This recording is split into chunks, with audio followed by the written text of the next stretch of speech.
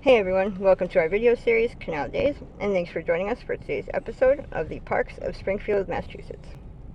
I am your host, Carrie, here with my co-host, local historian, and founder of Historical Tours of Greater Holyoke, Robert Camus.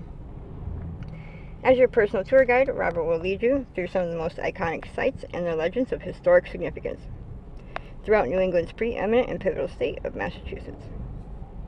With his expert insights, every monument and memorial story comes to life. Afterwards, don't forget to check out his website, holyokecanaltour.org, to access the full Canal Days video and podcast series, and also check out his free in-person public tours he offers throughout Western Mass and the 2025 schedule for these special events. You can also book personalized private tours for groups of all sizes, tailored to your interests. To discover all that and much more, remember to log on to holyokecanaltour.org.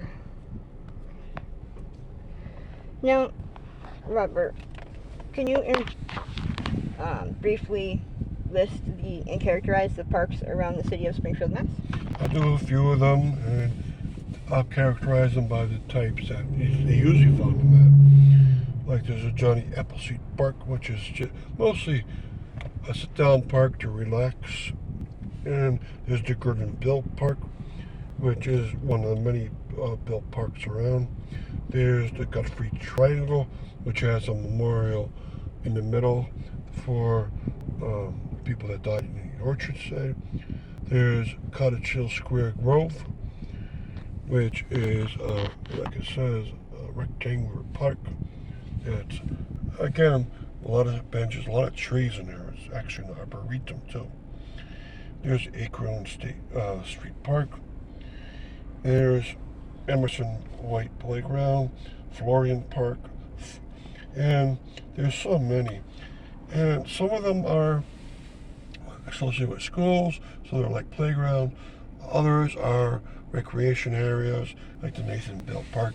You have tennis courts and baseball and softball fields, and people go there when it's hot because a lot of trees around. But the granddaddy of them all, biggest one by far, is Forest Park, which used to be a private park. Now it's owned by Springfield, and it's the only one you have to pay to get in if you're a non-resident. And there they have loads of things to do, lots of trails to walk around on, education centers, recreations like a big baseball field, and they have a carriage house. They even have a gravestone inside there, which is really, really cool. And can you inform us on the Bill family parks and why they were made and by who? Good question. The Emerson White Playground from 1908, the Emily Bill Park from 1912, the Gordon Bill Park 1916, the Ruth Elizabeth Park 1922, and the Nathan Bill Park 1942. Those are the 5 Bill parks, and they were made by the Bill family, especially by Nathan Bill, naming them after his father, mother, wife. And they were a nice series of parks spread around somewhat in the western part of Springfield, mostly center too. And he was a playground commissioner for many, many decades. And so he developed all these nice parks. They're all about the same size, all about the same characters and functions to them. So it's nice to visit them and see what they're all about.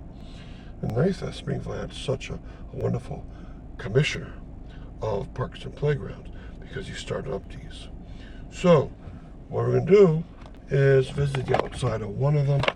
All right, welcome to Nathan Bill Park, and we're going to see what the park's all about. It has a big baseball field in there. You can see a lot of kids playing soccer today.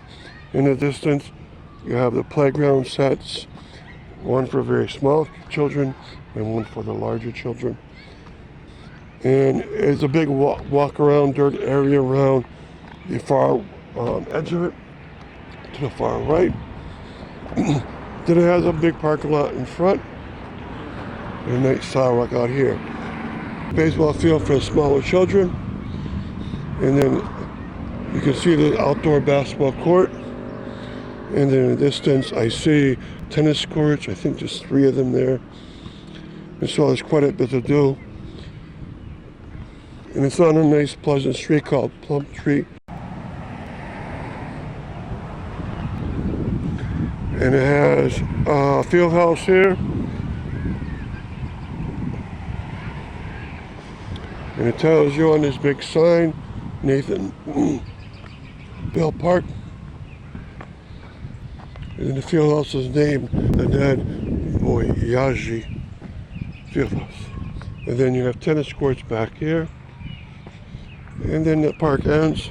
So you get a good sense of what's around here.